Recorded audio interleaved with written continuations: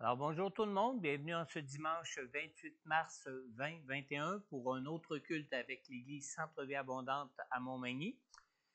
Avant de passer à la prédication, quelques informations pour vous ce matin. Il y a un nouveau décret du gouvernement qui est en vigueur depuis le jeudi 25 mars dernier. Alors maintenant, nous avons droit, même en zone rouge, d'avoir une assistance dans les lieux de culte de 250 personnes. Par contre, le masque médical est obligatoire en tout temps. Ça veut dire que le couvre-visage n'est pas accepté. Si vous n'avez pas de masque médical, on peut vous en remettre un ici à l'entrée. La distance doit être maintenue à 2 mètres, autant quand on est assis que quand nous circulons dans l'église. Il est important de ne pas circuler sans raison dans l'église. On vous demande de vous présenter aux toilettes seulement pour des besoins pour les toilettes essentiellement. Et on vous demande aussi de ne pas vous attrouper en groupe avec d'autres participants. Et dès la fin du culte, vous devez circuler vers la sortie et ne pas vous attarder outre mesure à l'intérieur. À moins évidemment que vous ayez besoin de me rencontrer en tant que pasteur ou de rencontrer un des responsables de l'Église pour un sujet comme tel. Mais il est toujours préférable de se parler au téléphone ou de se rencontrer sur rendez-vous au bureau. Maintenant, si vous ne pouvez pas assister au culte à l'Église, vous pouvez toujours écouter les enregistrements du culte à chaque semaine en ligne sur nos médias sociaux. Évidemment, pour assister au culte, vous devez ne présenter aucun symptôme de COVID, c'est-à-dire sans fièvre, sans toux, sans rien de tout ça. Si c'est le cas, on vous suggère plutôt de demeurer à la maison et de suivre le culte de l'Église en distance, en vous connectant en ligne avec nous. Maintenant, cette semaine, la rencontre sur la guérison divine et la délivrance avec Pasteur Courneille se poursuit toujours aussi. La prochaine rencontre se tiendra cette semaine, le vendredi 2 avril à 19h30, même si ça va être le vendredi avant la fin de semaine de Pâques. Il y a 3 façons de participer pour vous à cette rencontre. La première façon, c'est vous pouvez participer à cette rencontre en étant présent ici à l'église. L'accueil se fait ici à l'église pour cette rencontre vendredi soir dès 19h. Vous pouvez aussi suivre la rencontre en ligne, c'est-à-dire en live sur Zoom.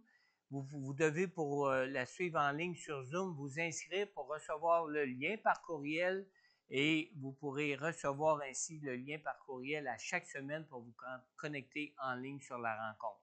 Et la troisième façon, évidemment, c'est que si l'heure de la rencontre ne vous convient pas, ni pour être à l'église, ni pour la suivre en ligne sur Zoom, vous pouvez aussi vous inscrire pour recevoir le lien des enregistrements des rencontres pour les écouter au moment que cela peut vous convenir durant votre semaine. En ce qui concerne la dîme et les offrandes, pour ce matin, nous pourrons remettre nos dîmes et nos offrandes dans le panier à la sortie en sortant. Il est toujours possible aussi de donner en ligne pour ceux qui nous écoutent en ligne.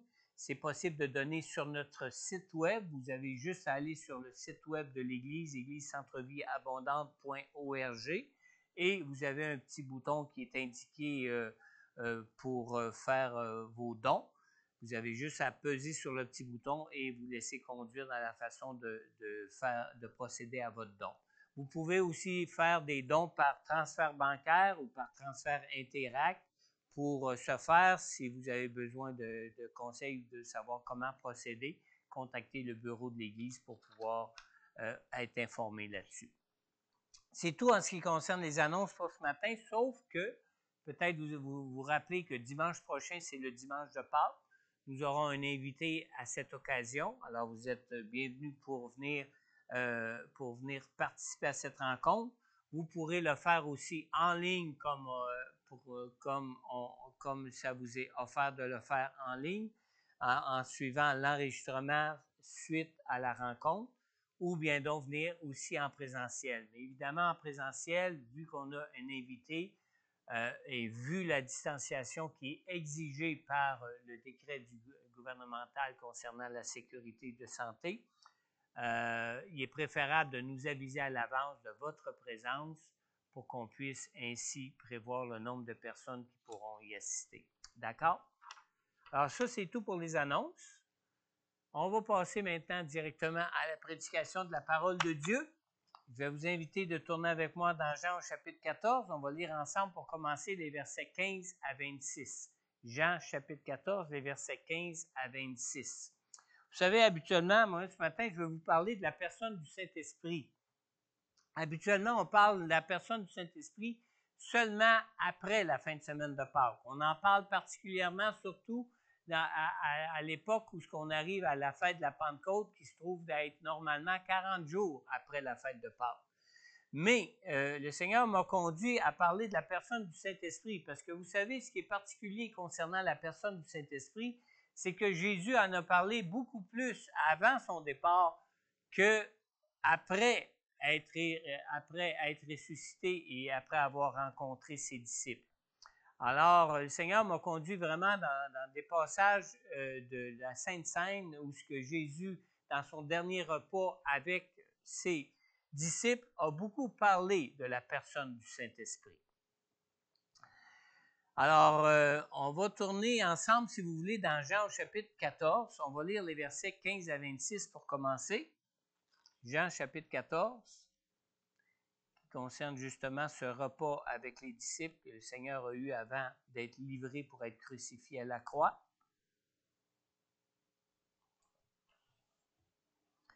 On va lire à partir du verset 15 ici, qui dit « Si vous m'aimez, respectez mes commandements. Quant à moi, je prierai le Père, et il vous donnera un autre défenseur afin qu'il reste éternellement avec vous, l'Esprit de la vérité, que le monde ne peut pas accepter parce qu'il ne le voit pas et ne le connaît pas. Mais vous le connaissez car il reste avec vous et il sera en vous. Je ne vous laisserai pas orphelins. Je reviens vers vous. Encore un peu de temps et le monde ne me verra plus. Mais vous me verrez parce que je vis et que vous vivrez aussi. Ce jour-là, vous saurez que je suis en mon Père, que vous êtes en moi et moi en vous. Celui qui a mes commandements et qui les garde, c'est celui qui m'aime. Celui qui m'aime sera aimé de mon Père et moi aussi, je l'aimerai et je me ferai connaître à lui. Jude, à distinguer de l'Iscariote, lui dit « Seigneur, comment se fait-il que tu te feras connaître à nous et non au monde? » Jésus lui répondit « Si quelqu'un m'aime, il gardera ma parole et mon Père l'aimera. Nous viendrons vers lui et nous établirons domicile chez lui. Celui qui ne m'aime pas ne garde pas mes paroles, et la parole que vous entendez ne vient pas de moi, mais du Père qui m'a envoyé. Je vous ai dit cela,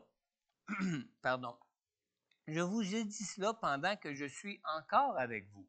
Mais le défenseur, l'Esprit Saint, que le Père enverra en mon nom, vous enseignera toutes choses et vous rappellera tout ce que je vous ai dit. J'ai intitulé mon message ce matin « L'Esprit de la vérité ». Prions ensemble. Seigneur notre Dieu, merci Seigneur.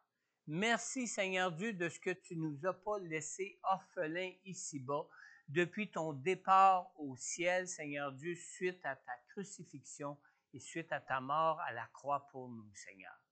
Seigneur, merci de ce que tu nous as informés, Seigneur, de la manière dont tu prévoyais agir pour nous, Seigneur, nous qui sommes encore dans ce monde, nous qui sommes encore dans ce corps et dans cet état de nature pécheresse, Seigneur, nous qui sommes séparés physiquement de toi, comme l'ont été les disciples, Seigneur Dieu, après que tu aies été livré à la croix pour nous, Seigneur.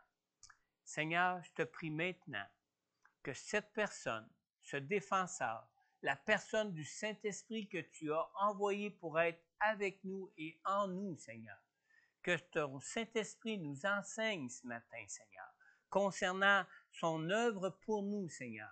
Que ton Saint-Esprit nous enseigne, Seigneur Dieu, concernant, Seigneur Dieu, sa présence avec nous dans nos vies, Seigneur Dieu, afin que nous soyons toujours capables de te voir, toujours capables, Seigneur Dieu, de reconnaître que tu es en nous et que le Père est en nous et que toi-même, tu nous conduis en toutes choses pour nos vies, Seigneur. On te le demande, Père, dans le nom puissant de Jésus. Et tout le monde peut dire Amen, Amen. Dans Jean, au chapitre 14, on a lu tantôt au verset 16 et 17, Jésus nous dit, « Je prierai le Père et il vous donnera un autre défenseur afin qu'il reste éternellement avec vous. L'Esprit de la vérité que le monde ne peut pas accepter parce qu'il ne le voit pas et ne le connaît pas. Mais vous le reconnaissez car il reste avec vous et il sera en vous. » Vous savez, depuis sa mort sur la croix, Jésus est désormais absent aux yeux du monde. Et c'est pour cela que le monde a peine à croire en Jésus. Hein? Il y a beaucoup qui disent, ah ben, Jésus, ouais, c'est un homme qui est venu, mais il est mort, puis on ne le voit plus, il n'est plus là. Mais pour nous, c'est tout autre chose. Parce qu'on sait que Jésus ne nous a pas laissés seuls, et parce que nous avons cru en Jésus et que nous connaissons Jésus, nous savons que Jésus est là avec nous, et non seulement nous savons que Jésus est là avec nous, mais nous savons que Jésus nous conduit dans nos vies de chaque jour et demeure avec nous. Dans Jean au chapitre 14 et au verset 19, Jésus a dit à ses disciples, « Encore un peu de temps et le monde ne me verra plus, mais vous me verrez parce que je vis et que vous vivrez aussi. » Alors même si Jésus n'était plus là physiquement, ses disciples, eux, pouvaient continuer à le voir. Ramsey Michaels, dans son commentaire, qui s'intitule « Commentaire sur l'Évangile de Jean », dit ceci. Il dit que Jésus ne s'éloigne du monde que pour être plus que jamais auparavant près de ses disciples. Alors, même si Jésus est loin de nous physiquement, même si Jésus n'est plus physiquement avec nous comme il a été avec ses disciples, il est plus près de nous comme jamais il l'a été même physiquement avec ses disciples. Alors, pour ceux qui ont la foi, il n'existe aucune séparation d'avec Jésus. C'est comme si Jésus était aussi présent avec nous qu'il l'a été physiquement avec ses disciples. Son départ signifie que lui et le Père seront tous deux présents et sont tous deux présents et accessibles aux croyants par la personne du Saint-Esprit maintenant. Dans Jean au chapitre 14 et au verset 20, Jésus a dit, « Ce jour-là, vous saurez que je suis en mon Père, que vous êtes en moi et moi en vous. » Alors, être disciple de Jésus pouvait leur sembler n'avoir aucun avantage sur le monde, car ils ne pouvaient pas suivre Jésus là où Jésus disait qu'il s'en allait quand il a soupé avec ses derniers disciples.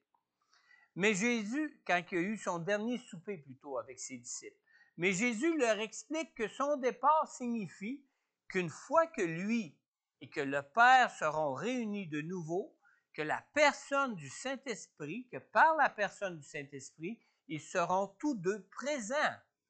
Pas juste Jésus avec nous, mais tous deux, le Père et le Fils, présents et pleinement accessibles pour le disciple qui a sa foi en Jésus. Amen. Alors, il est plus avantageux pour nous de connaître la présence de Dieu dans nos vies par la personne du Saint-Esprit que par la présence physique de Jésus comme ses disciples l'avaient eux-mêmes connu. Toujours dans Jean au chapitre 14 et au verset 16 que je reprends encore ici, Jésus leur dit, « Je prierai le Père et il vous donnera un autre défenseur afin qu'il reste éternellement avec vous.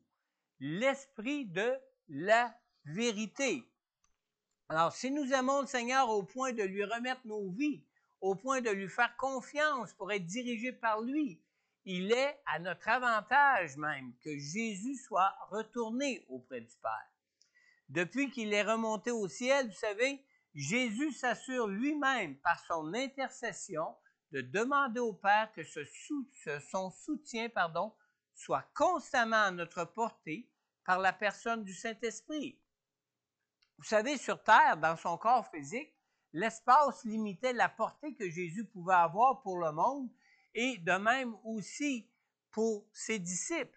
Et en se limitant à marcher comme un simple homme, ici-bas, dans un corps physique comme le nôtre, Jésus ne pouvait pas, dans son ministère terrestre, accomplir certaines missions que le Saint-Esprit, lui, peut faire maintenant pour nous.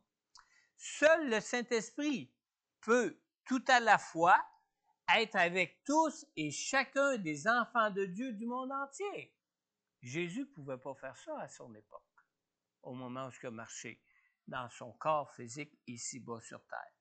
Et seule la personne du Saint-Esprit peut révéler Jésus à une personne qui se trouve au Québec et en même temps à une autre personne qui peut se trouver comme en Afrique. Jésus ne pouvait pas faire ça. Mais le Saint-Esprit, lui, a cette prérogative d'être partout à la fois, comme on l'a appris dans notre petit catéchisme, que Dieu est partout. Partout par la personne du Saint-Esprit. Alors, ce don promis par le Père ne peut nous être accordé non seulement que sur la demande de Jésus, mais aussi que ça peut nous être accordé que par l'intermédiaire même du Seigneur Jésus lui-même. Et tout comme c'est Jésus qui le demande de notre part, c'est aussi Jésus qui nous l'envoie de sa position glorieuse maintenant au ciel à côté du Père dans les cieux, qui nous l'envoie même de la part de Dieu. J'aimerais qu'on lise ensemble Jean au chapitre 7, versets 31 à 38. Tournez avec moi dans Jean au chapitre 7, versets 31 à 38. On lit ici dans Jean au chapitre 7, à partir du verset 31. Jésus ici s'adresse à ceux qui refusaient de croire en lui. Alors, à partir du verset 31, on lit « Beaucoup parmi la foule crurent en lui, et il disait « Le Messie, quand il viendra, fera-t-il plus de signes miraculeux qu'en a fait celui-ci? » Les pharisiens entendirent la foule murmurer ces propos à son sujet. Alors, les chefs des prêtres et les pharisiens envoyèrent des gardes pour l'arrêter. Jésus dit, « Je suis encore avec vous pour un peu de temps. Puis je m'en vais vers celui qui m'a envoyé. Vous me chercherez et vous ne me trouverez pas. Et là où je serai, vous ne pouvez pas venir. » Les Juifs se dirent alors entre eux, « Où ira-t-il pour que nous ne le trouvions pas? Ira-t-il chez ceux qui sont dispersés dans le reste du monde et enseignera-t-il les non-juifs? Que signifie cette parole qu'il a dite? Vous me chercherez et vous ne me trouverez pas. Et là où je serai, vous ne pouvez pas venir. » Et on lit au verset 37, « Le dernier jour, le grand jour de la fête, Jésus, debout, s'écria, « Si quelqu'un a soif, qu'il vienne à moi et qu'il boive. Celui qui croit en moi, des fleuves d'eau vive couleront de lui, comme l'a dit l'Écriture. » Et au verset 39, nous lisons, « Il dit cela à propos de l'Esprit que devaient recevoir ceux qui croyaient en lui. » En effet, l'Esprit Saint n'avait pas encore été donné parce que Jésus n'avait pas encore été élevé dans sa gloire. Alors, on vient bien de lire ici que l'Esprit Saint n'avait pas encore été donné parce que Jésus n'avait pas encore été élevé dans sa gloire. Vous savez, on a plusieurs avantages de connaître la présence de Dieu dans nos vies par la personne du Saint-Esprit. Au verset 7, Jésus a dit, « Cependant, je vous dis la vérité, il vaut mieux pour vous que je m'en aille. En effet, si je ne m'en vais pas, le défenseur ne viendra pas vers vous, mais si je m'en vais, je vous l'enverrai. » Alors, il était essentiel que Jésus quitte ce corps mortel, ce corps physique, pour être glorifié et revenir auprès de sa gloire, auprès du Père comme il l'était auparavant, pour que le Saint-Esprit nous soit envoyé. Maintenant, le premier avantage que nous pouvons connaître du Saint-Esprit avec nous, c'est que connaître la présence de la personne du Saint-Esprit dans nos vies est l'équivalent de connaître la présence même de Jésus dans nos vies. La personne du Saint-Esprit est le substitut de Jésus comme lorsque Jésus se trouvait lui-même en personne avec ses disciples dans ce monde.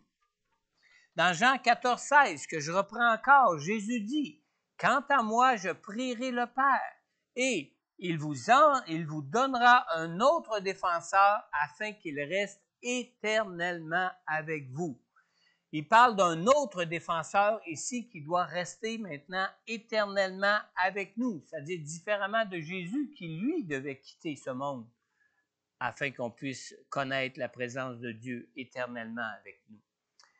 Alors, Jésus annonce ici une autre personne que lui pour être notre soutien, un défenseur qui sera comme lui, bien qu'il soit différent de lui.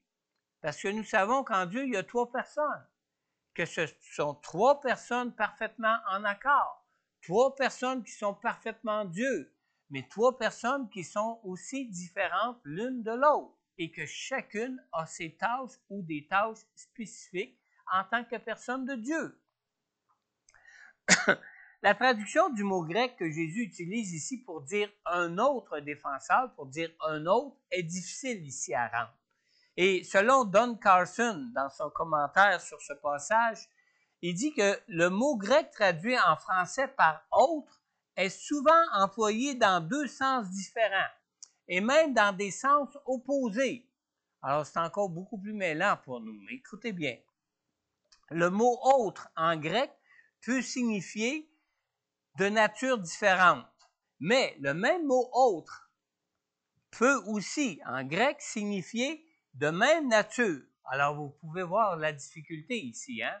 Y est-tu de même nature ou d'une nature différente? Le mot peut signifier les deux aspects. Alors, nous pouvons, par exemple, dire, pour régler ce dilemme-là, nous pouvons, par exemple, dire « je mange un autre fruit », dans le sens de manger un fruit différent de celui que j'ai l'habitude de manger ou que je viens de manger, n'est-ce pas?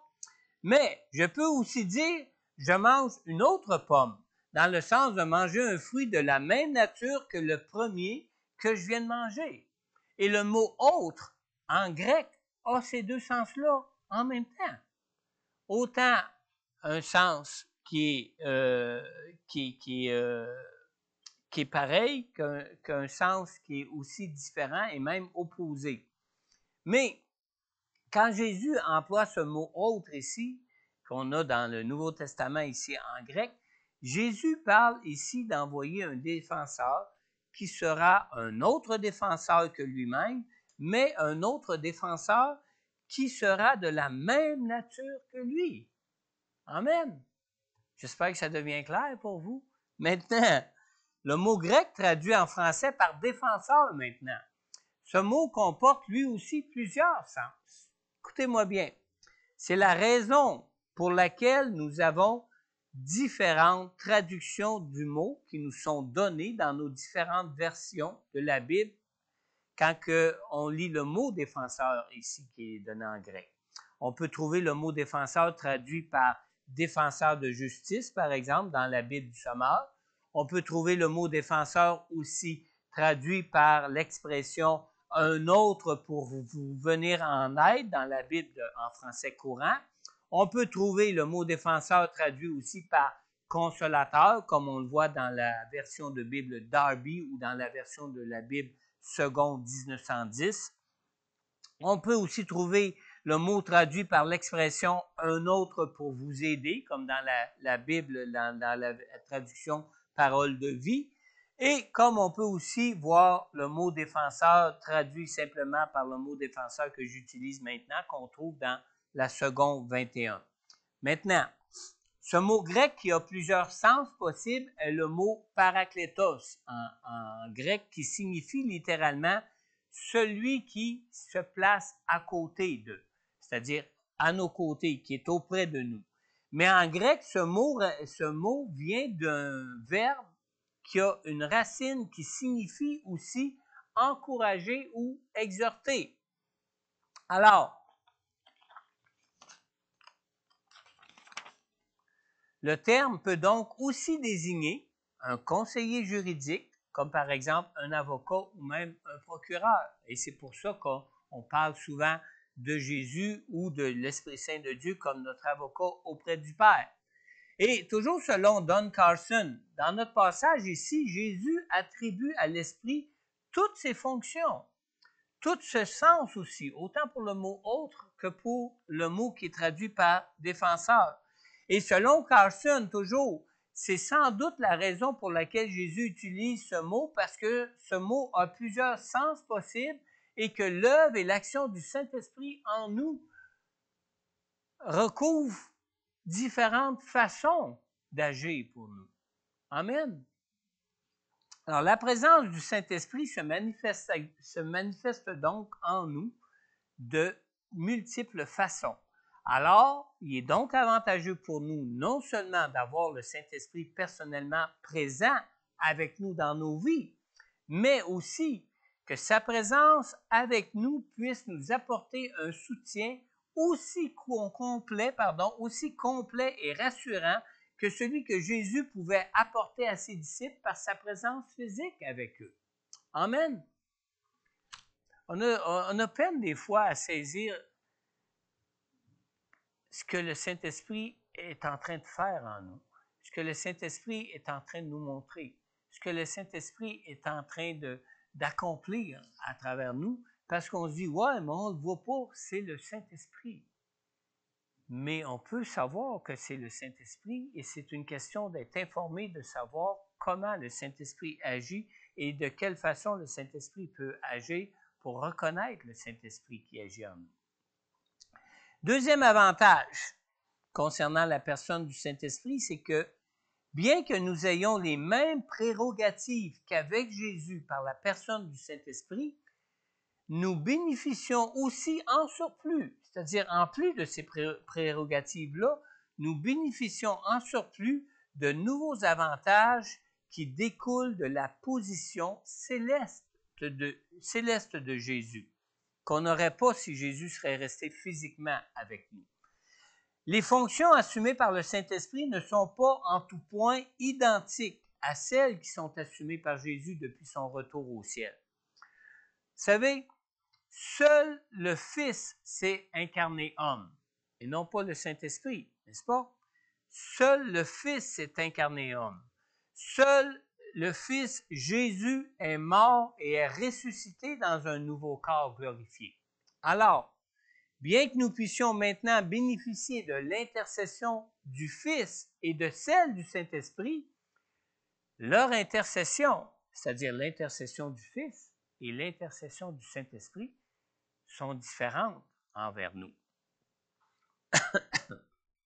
Dans l'Épître aux Romains, on a le chapitre 8 qui nous parle de deux personnes. On a habituellement plutôt la tendance à attribuer le chapitre 8 de Romains comme un chapitre sur la personne du Saint-Esprit, mais il ne nous parle pas simplement du Saint-Esprit.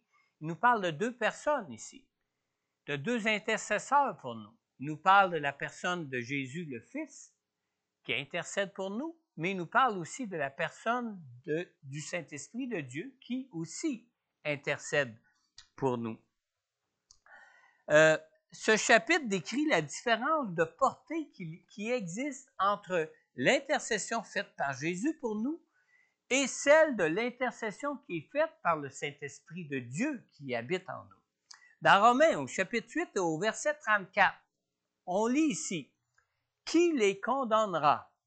Jésus-Christ est mort, bien plus, il est ressuscité, il est à la droite de Dieu et il intercède pour nous. » S'il ne serait pas ressuscité et à la droite de Dieu maintenant, il ne serait pas en mesure d'intercéder pour nous dans le style d'intercession qu'il accomplit pour nous au ciel. La première chose à remarquer ici, c'est que Jésus intercède pour nous en fonction de la puissance de Dieu qui nous sauve. Jésus est le seul, comme on vient de le dire, à avoir souffert, et il est le seul qui soit mort en rançon pour nous à la croix. Il est donc le seul qui peut intercéder comme il le fait pour nous dans son corps glorieux, dans sa position glorieuse céleste auprès du Père dans le ciel. Jésus est donc le seul qui peut ainsi permettre à Dieu d'être juste tout en justifiant des pécheurs comme nous. Nous qui étions et qui nous sommes encore, même en Jésus, des pécheurs dans notre nature d'homme. Amen. Nous avons besoin de cette intercession-là dans notre nature de pécheur dans laquelle nous nous trouvons encore. Et nous sommes encore dans cette nature de pécheur parce que nous demeurons encore imparfaits dans cette nature d'homme actuelle dans laquelle nous nous trouvons.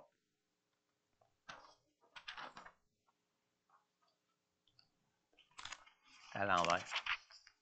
Alors, seul Jésus peut donc intercéder pour nous dans la présence de la gloire du Père dans les cieux pour le maintien de notre relation avec le Père. Par sa mort, par ses souffrances, Jésus est venu nous réconcilier avec le Père, accomplir le pardon que nous avions besoin pour être réconciliés avec Dieu qui était dans les cieux. Maintenant, suite à sa mort et sa résurrection, il est ressuscité dans un nouveau corps glorifié et il se tient auprès du Père, lui qui était sans péché, pour continuer de prier pour nous, pour le maintien de cette relation, de cette réconciliation que nous avons avec Dieu en Jésus, parce que nous continuons de pécher. Amen. Par ses souffrances pour nous, par sa mort expiatoire, Jésus est le seul maintenant qui est qualifié pour nous épargner de la colère divine. Et ça, ce n'est pas le Saint-Esprit qui peut le faire. Et c'est Jésus qui le fait à cause de ce qu'il a accompli à la croix pour nous ici-bas.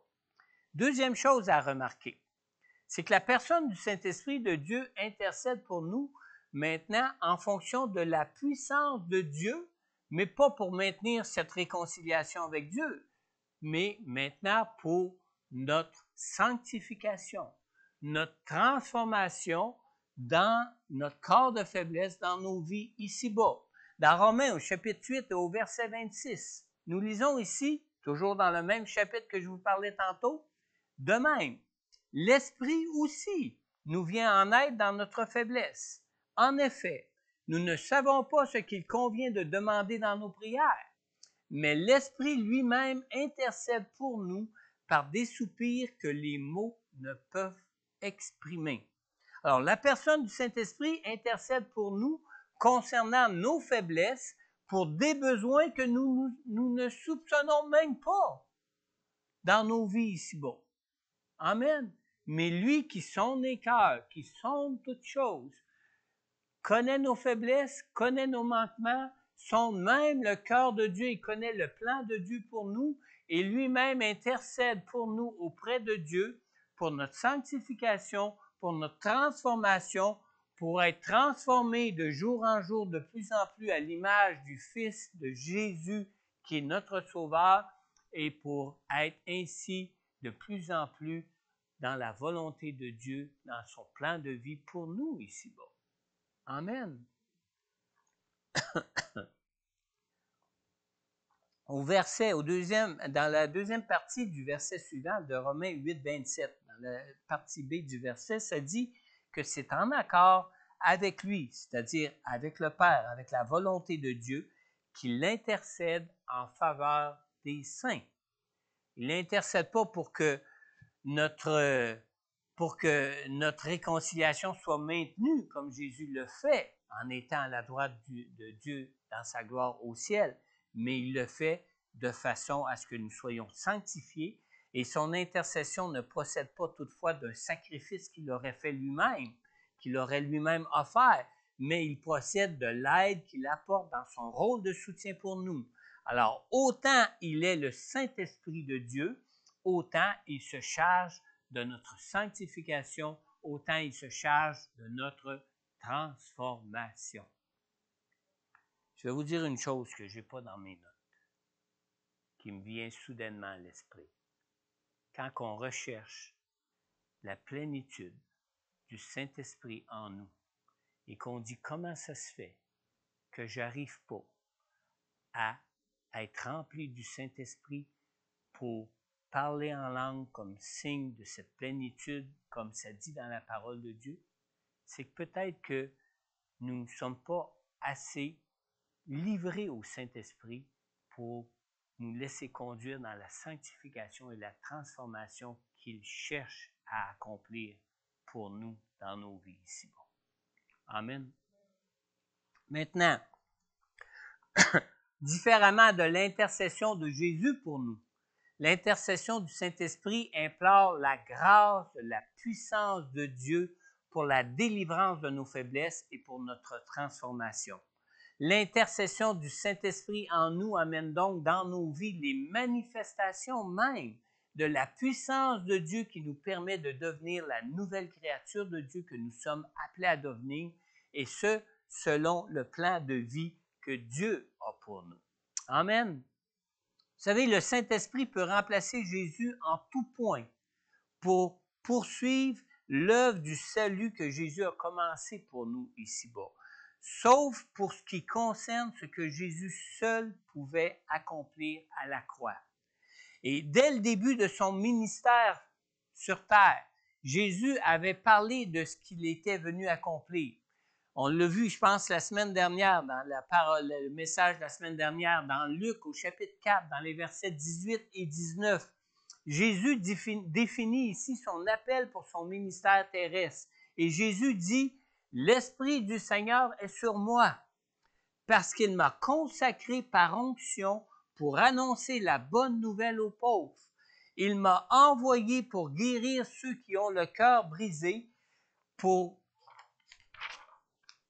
proclamer aux prisonniers la délivrance et aux aveugles le recouvrement de la vue, pour renvoyer libres les opprimés, pour proclamer une année de grâce du Seigneur. » Quand nous lisons ici que Jésus est oint, ça signifie que les miracles, les délivrances, les guérisons que Jésus était venu accomplir étaient accomplis par le même esprit que que Jésus nous a promis de nous envoyer.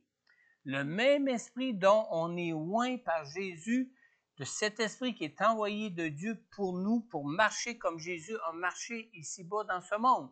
Et tout ce que Jésus a accompli, qui manifestait la puissance de Dieu dans sa vie sur terre, se poursuit par la personne du Saint-Esprit avec tous ceux qui croient en Jésus et tous ceux qui lui confient leur vie jusqu'à aujourd'hui. Amen. C'est pour ça qu'on lit dans 1 Corinthiens, dans les chapitres 12 à 14, toute l'œuvre et la puissance de Dieu qui peut être manifestée par les dons de l'Esprit à travers les croyants, à travers nous, que la parole de Dieu nous demande d'aspirer à ces dons parce que le Saint-Esprit est là présent en nous pour nous utiliser comme il a utilisé et comme il a oint Jésus quand il marchait ici-bas. Amen.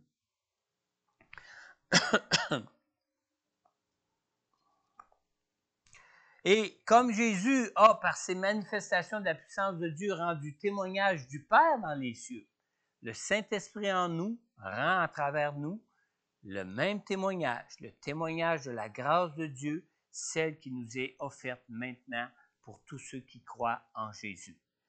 Dans Marc, au chapitre 16, au verset 17-18, après sa résurrection, quand Jésus est apparu à ses disciples, avant de les quitter définitivement pour ne plus les apparaître depuis sa résurrection, il dit, « Voici les signes qui accompagneront ceux qui auront cru. En mon nom, ils pourront chasser des démons, parler de nouvelles langues, attraper des serpents, et s'ils boivent un breuvage mortel quelconque, celui-ci ne leur fera aucun mal. Ils poseront les mains sur les malades et ceux-ci seront guéris. » Et on lit au verset 20, « Quant à eux, ils s'en allèrent prêcher partout. Le Seigneur travaillait avec eux et confirmait la parole par les signes qui les accompagnaient. » Jésus n'est plus physiquement avec eux, là. Entre-temps, il remonte au ciel. Mais on lit ici que Jésus travaillait avec eux, comme lui-même a marché pour commencer à accomplir le salut pour ce monde et qui se poursuit maintenant par la personne du Saint-Esprit en nous maintenant. Amen.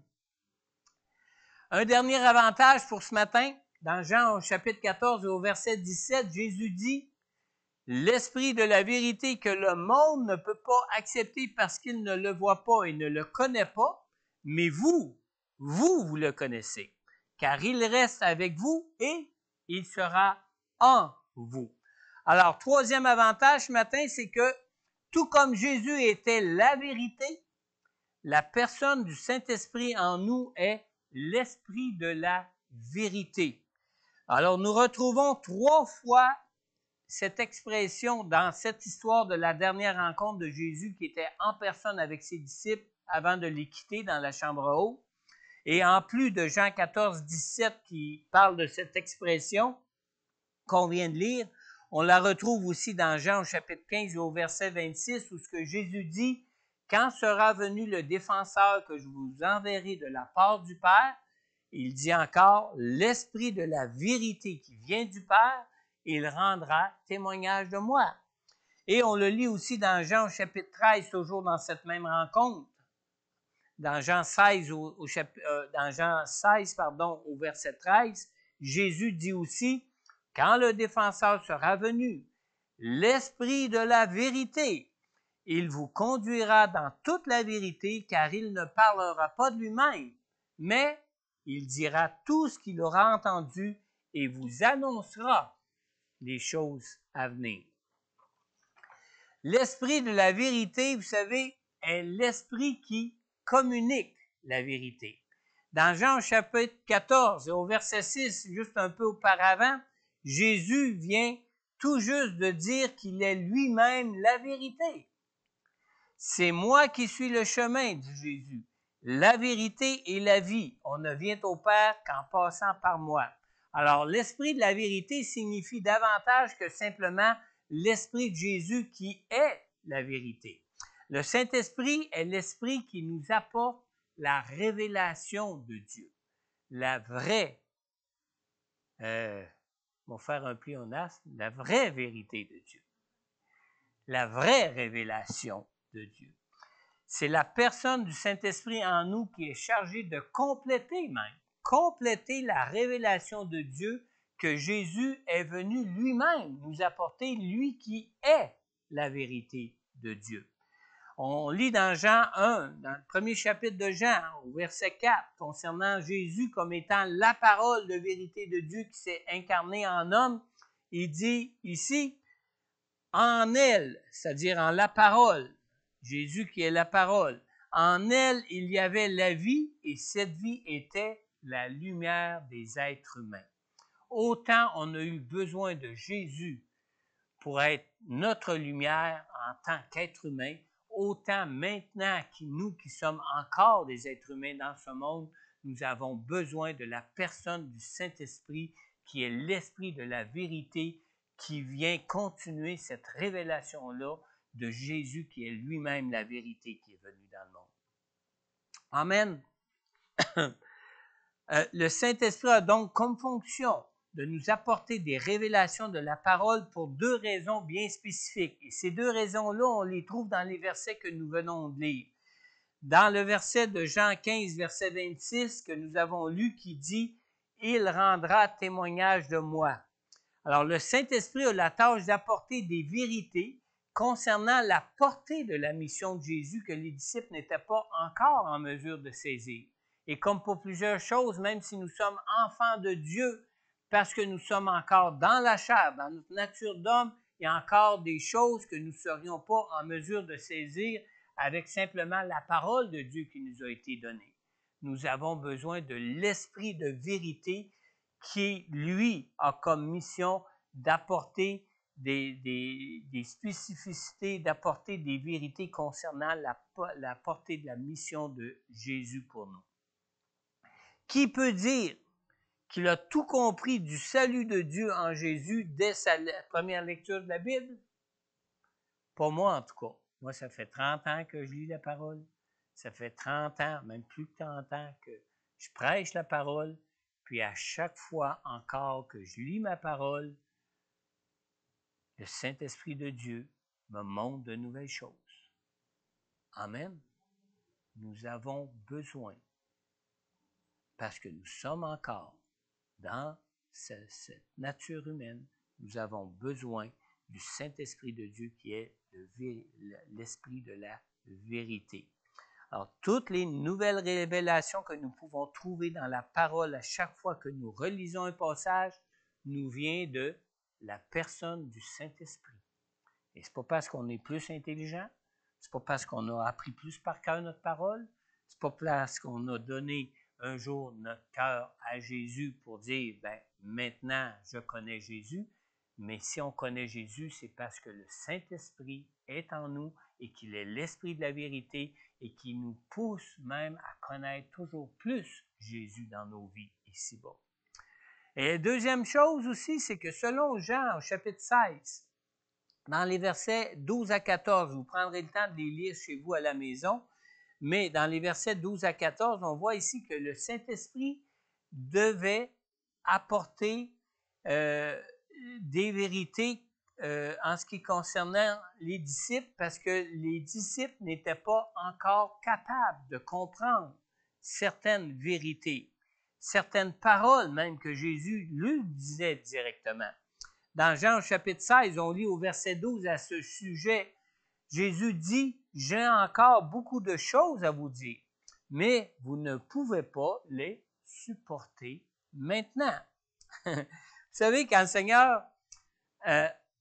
Seigneur a un appel spécifique sur nos vies, il ne nous donne pas tout de suite tous les détails concernant cet appel-là pour nous. Quand le Seigneur m'a appelé ici comme pasteur, s'il m'avait déjà, au moment de mon appel, révélé toutes les difficultés que je rencontrerais ici, je n'aurais jamais accepté de venir. C'est pas compliqué, je n'aurais pas été capable même de le supporter. Amen. On est des humains. On sait que, oh, le Seigneur m'appelle, on est tout content. Mais tous les détails de ça, on les apprend, on les découvre et on marche dans tous ces détails-là au fur et à mesure qu'on avance, pas à pas, avec le Seigneur dans nos vies, par la personne du Saint-Esprit qui nous conduit dans toutes ces choses. Amen. Il ne faut pas oublier, concernant Jésus, quand il a marché sur terre et qui est allé jeûner 40 jours au désert, que c'est le Saint-Esprit de Dieu qui l'a conduit jusqu'au désert pour être tenté. Amen. Ça faisait partie du plan et de l'appel de Dieu pour Jésus, de ce qu'il soit tenté pour vraiment apprendre à être pleinement dirigé et conduit par le Saint-Esprit dans sa vie. Amen. D'être dirigé pour vivre pour la gloire de Dieu dans sa vie. Alors, même s'il m'avait alors déjà révélé les difficultés que je rencontrerais, je n'aurais même jamais accepté de venir. Mais quand on lit ça, on voit une chose. C'est rassurant d'apprendre que la vérité, c'est une des caractéristiques de la personne du Saint-Esprit. Sinon, au moment où j'ai rencontré des difficultés, j'aurais pensé que mon appel, peut-être, je me suis fait une idée, ça venait peut-être pas de Dieu, mon appel. Ça se peut pas qu'on rencontre tant de difficultés quand on sert le Seigneur. Eh bien oui, ça se peut.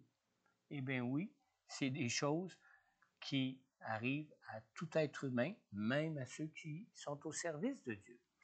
Il est donc important, quand nous ouvrons nos Bibles ou quand nous cherchons la direction de Dieu pour nos vies, de nous rappeler, de se rappeler, d'inviter la personne du Saint-Esprit de Dieu en nous à nous parler et de l'inviter à nous éclairer pour être conduit, pour être dirigé par lui dans nos vies. Alors, chaque fois que moi je le fais, moi en tout cas, à chaque fois que je le fais, je demande au Seigneur de me rendre particulièrement attentif à son Saint-Esprit et de me rendre particulièrement sensible spirituellement pour reconnaître ce qui vient de lui, ce que l'Esprit cherche à me dire. Et en tant qu'Église, même, nous devrions aussi faire régulièrement ces choses, parce que la parole de Dieu nous dit que l'Esprit parle à l'Église. Amen. Vous voulez savoir où doit aller l'Église, votre Église?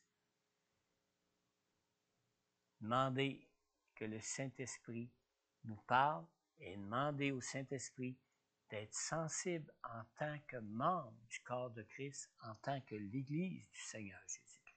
Amen. Pour terminer, on a lu dans Jean au chapitre 14 au verset 19, « Encore un peu de temps et le monde ne me verra plus. Mais vous me verrez, parce que je vis et vous vivrez aussi. »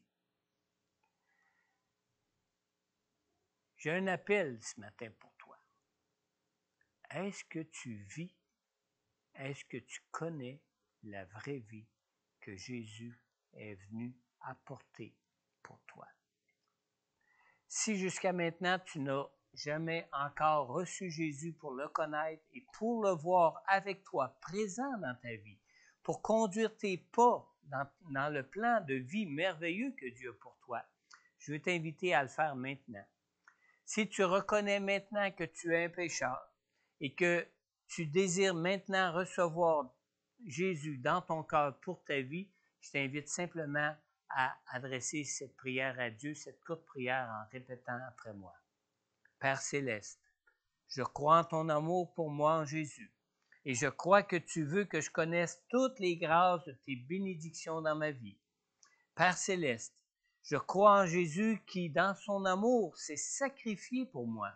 Je crois qu'il a souffert, qu'il est mort à la croix pour moi, pour que je sois pardonné pour tous mes péchés et que je sois ainsi réconcilié avec toi pour te connaître, toi, le seul Dieu, et pour connaître ta présence dans ma vie ici-bas maintenant par ton Saint-Esprit en moi, Seigneur. Seigneur, je reconnais que je suis pécheur. Je reconnais que j'ai besoin de ta grâce pour vivre par la foi une nouvelle relation de vie avec toi par la personne de ton Saint-Esprit. Seigneur Jésus, je t'ouvre maintenant tout mon cœur.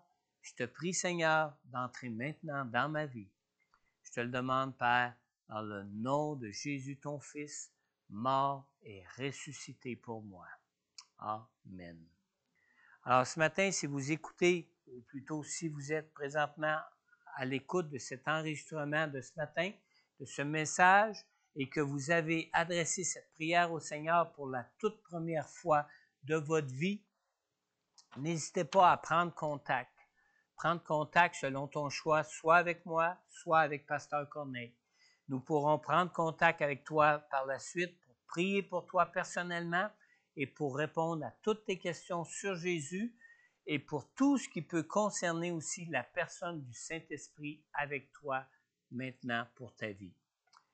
Et pour ceux aussi qui avaient peut-être déjà fait cette prière pour accueillir Jésus dans votre vie auparavant, si tu as été touché par la parole de Dieu durant ton écoute de cette prédication, concernant la personne du Saint-Esprit de Dieu avec toi et concernant peut-être aussi ce qu'il peut accomplir à travers toi ou accomplir en toi, n'hésite pas à prendre contact avec moi ou avec Pasteur Corneille pour nous en parler et pour qu'on puisse aussi prier personnellement pour toi sur ce qui peut faire obstacle pour toi de tout recevoir ce que l'Esprit veut pour toi, pour ta vie.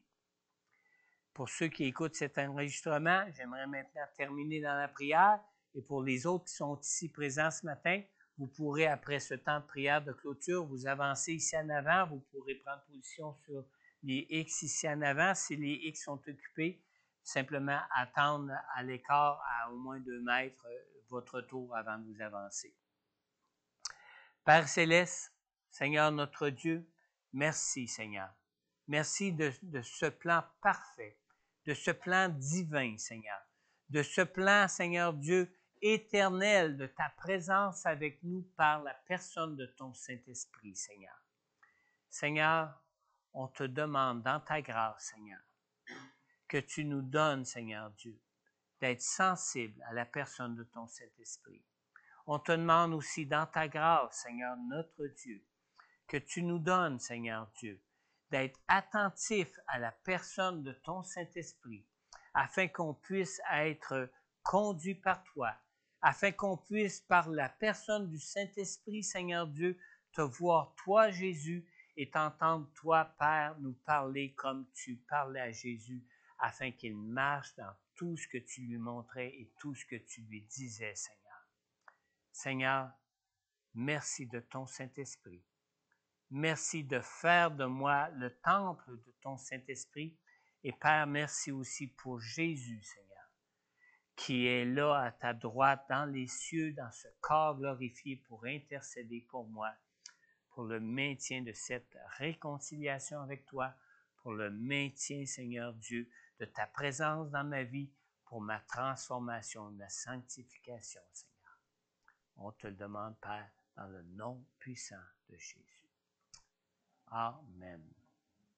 Alors, je vous dis, soyez comblés en Jésus de toutes les grâces que Dieu a pour vous dans vos vies, incluant la grâce, la présence, sa propre présence par la personne du Saint-Esprit. Et je vous dis à dimanche prochain pour notre rencontre de dimanche de Pâques. Dieu vous bénisse, Dieu vous garde. Amen.